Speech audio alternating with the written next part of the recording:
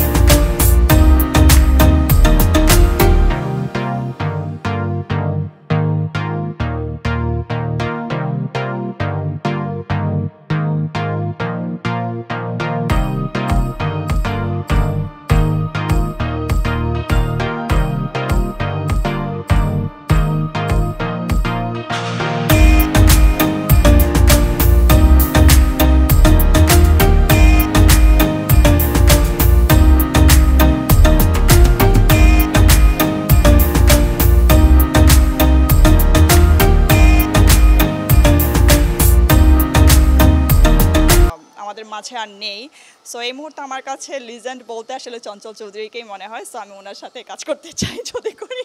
শাকিব খান কেন না? এখন তো সুপারস্টার।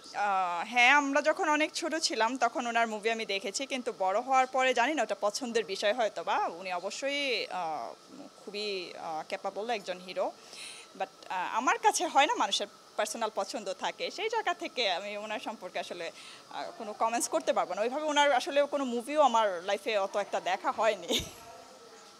জায়েদ খানকে কেমন লাগে?